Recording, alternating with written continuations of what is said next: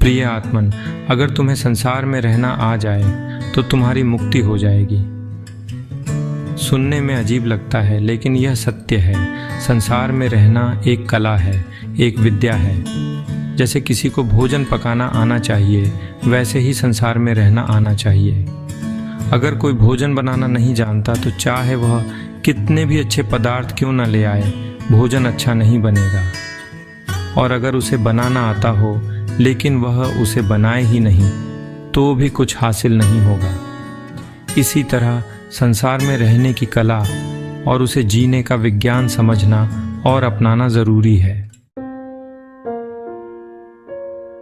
अब सवाल यह है कि संसार में रहने की विद्या क्या है, ये समझने की जरूरत है। अगर तुम किसी से कुछ भी चाहते हो तो तुम बंधन में हो, और अगर तुम किसी से कुछ नहीं चाहते तो तुम स्वतंत्र हो। यही स्वाधीनता है। जैसे ही तुम किसी से सेवा या सहायता लेते हो तो तुम दूसरे के कर्जदार हो जाते हो, और ये कर्ज, ये बंधन ही तुम्हें इस संसार में जकड़े रखता है। अगर तुम दूसरों की इच्छाओं को न्यायपूर्ण तरीके से पूरा करते हो लेकिन अपनी कोई चाह नहीं रखते तो तुम मुक्त हो। प्रिय आत्मन, एक विचित्र बात है, थोड़ा ध्यान से सुनो। हम भगवान के भक्त तो होते हैं लेकिन उनके गुलाम नहीं होते। परंतु कब? जब हम भगवान से कुछ भी लेना नहीं चाहते। जो भक्त भगवान से कुछ नहीं चाहता, उसके लिए भगवान खुद कहते हैं, मैं तो भक्त का दास हूँ। कितनी गहरी और सुंदर बात है यह। भगवान भी वहीं झुकते हैं जहाँ कोई चाह नहीं होती। इसीलिए हमारे शास्त्रों में निष्काम पूजा ही श्रेष्ठ बताई गई है। देखो, प्रेम और चाहत कभी साथ साथ नहीं चल सकते। न चाहने से प्रेम होता है, चाहने से बंधन। अगर तुम किसी से प्रेम करते हो और बदले में कुछ चाहते हो तो वह प्रेम नहीं है, वह सौदा है, व्यापार है। यह उससे चाहता है, वह इससे चाहता है, तो प्रेम कहाँ हुआ? दोनों ठग हैं, और दो ठगों के बीच ठगाई नहीं होती। जरा सोचो कि यह पूरा संसार सिर्फ स्वार्थ पर ही चल रहा है। बिना स्वार्थ का इस संसार में कोई भी काम नहीं होता। दुनिया में जितने भी रिश्ते हैं, व्यवसाय हैं, वे सभी सेवा लेते और सेवा देते हैं। दुनियादारी के सारे सिद्धांत इन्हीं नियमों पर चलते हैं, सेवा लेना और सेवा देना। अगर तुम इस संसार से मुक्त होना चाहते हो तो तुम्हें ये नियम तोड़ना पड़ेगा। तुमको सेवा लेना छोड़ना ही पड़ेगा। यही मुक्ति है, यही मोक्ष है। ध्यान देने वाली बात यह है कि जन्म के साथ ही मनुष्य कई ऋणों से बंधा होता है। पितृ ऋण, देव ऋण, मातृ ऋण, गुरु ऋण आदि। इनका अर्थ यह है कि यह जीवन केवल सेवा और सहायता के लिए है। यदि हम इस सेवा को अपना धर्म बना लें और किसी से कुछ लेने की इच्छा को छोड़ दें तो हम संसार में रहते हुए भी मुक्त हो सकते हैं। अब यह प्रश्न उठता है कि अगर हम जिनकी सेवा कर रहे हैं वो हमें दुख पहुंचाए तो? यहाँ ध्यान देने वाली बात है कि जिनकी हम सेवा या सहायता कर रहे हैं, कहीं वे हमारा अहित तो नहीं कर रहे हैं या फिर कहीं हानि तो नहीं कर रहे हैं। अगर ऐसा है तो तुरंत ही उनका त्याग कर देना चाहिए। परंतु अगर वे सिर्फ हमसे सेवा या सहायता ले रहे हैं और बदले में हमें कुछ भी नहीं दे रहे, तो फिर उनका त्याग कभी नहीं करना चाहिए। वे हमें दुख पहुंचाएं तो हमारा जल्दी कल्याण होगा, हमारे पाप जल्द ही नष्ट हो जाएंगे। उनकी इच्छा पूरी करने में दो बातों का ध्यान रखना है। उनकी इच्छा न्याय युक्त हो, साथ ही किसी दूसरे की हानि ना हो और हमारी सामर्थ्य में हो। अगर उनकी मांग सही है लेकिन हमारी ताकत से बाहर है तो हमें विनम्रता से हाथ जोड़कर उनसे माफी मांग लेनी चाहिए।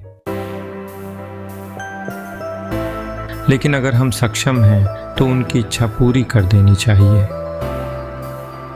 इस प्रकार संसार में रहें जैसे कि दूसरों की सेवा के लिए ही हों। उनसे मिली हुई चीज़ उनको ही देते रहें और बदले में कुछ भी लेने की इच्छा न रखें।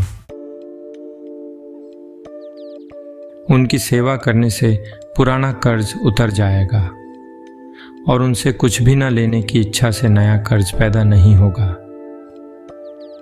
अगर हम उनकी सेवा नहीं करेंगे तो उनका हमारे पर कर्ज रहेगा और उनसे कुछ चाहते रहेंगे तो नया कर्ज हमारे पर चढ़ता रहेगा।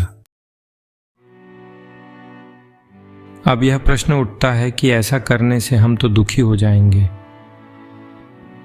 हम दुखी तभी होंगे जब उनसे कुछ चाहेंगे और वे नहीं करेंगे।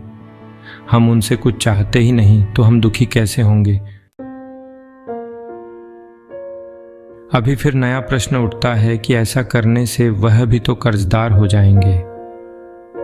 वे कर्जदार नहीं होंगे क्योंकि हम उनकी सेवा निष्काम भाव से करते हैं, बदले में उनसे कुछ लेने की इच्छा ही नहीं करते और न ही कोई उम्मीद रखते हैं, तो वे कर्जदार नहीं होंगे। जरा सोचो, कोई मर जाता है और हमें दुख होता है। इस दुख के पीछे का कारण क्या है? क्या वास्तव में मृत्यु दुख का कारण है या कुछ और? प्रायः दो कारण होते हैं जिनसे यह दुख उपजता है।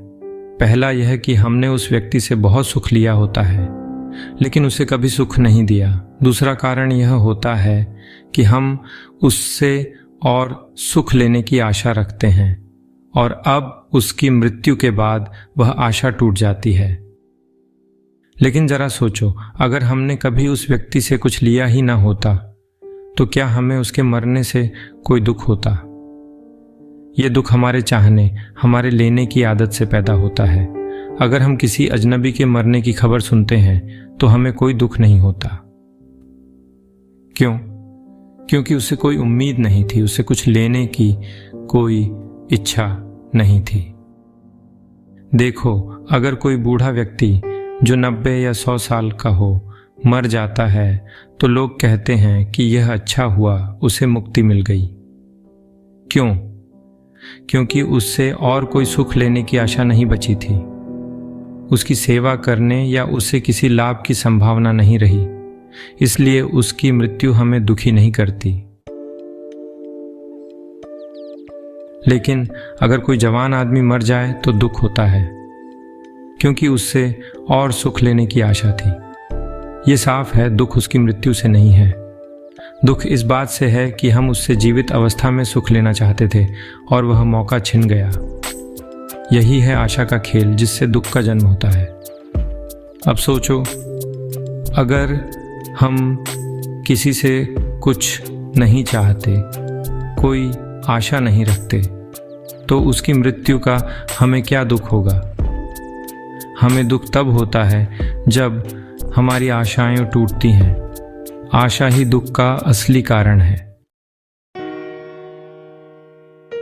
अब सोचो, अगर हम किसी से कुछ नहीं चाहते, कोई आशा नहीं रखते, तो उसकी मृत्यु का हमें क्या दुख होगा? हमें दुख तब होता है जब हमारी आशाएं टूटती हैं। आशा ही दुख का असली कारण है। लेने की इच्छा ही बंधन है। और यह सोच लेना कि कोई हमारी सेवा करेगा तो हम सुखी हो जाएंगे, यह तो पूरी उल्टी बुद्धि है। जब तुम अन्न लेते हो, जल ग्रहण करते हो, धन कमाते हो, तो यह सब सिर्फ अपने शरीर को चलाने के लिए नहीं होना चाहिए। ये सब साधन सेवा के लिए होने चाहिए। तुम खाते हो ताकि तुम दूसरों की सेवा कर सको, जल पीते हो ताकि तुम्हारी ऊर्जा दूसरों के काम आ सके।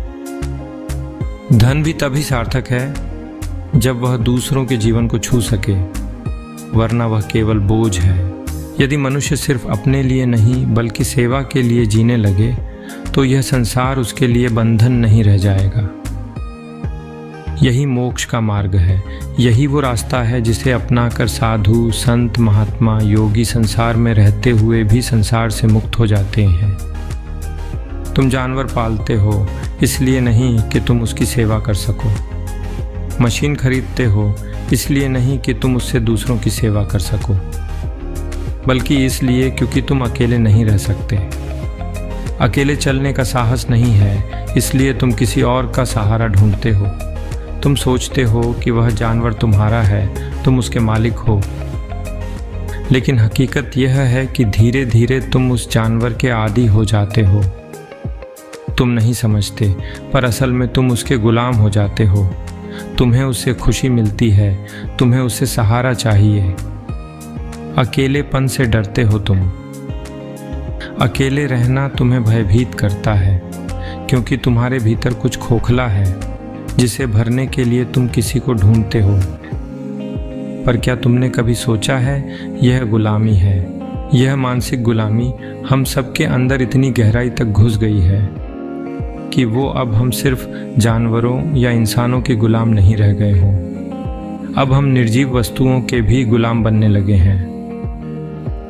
निर्जीव वस्तु यानी कि मशीनें।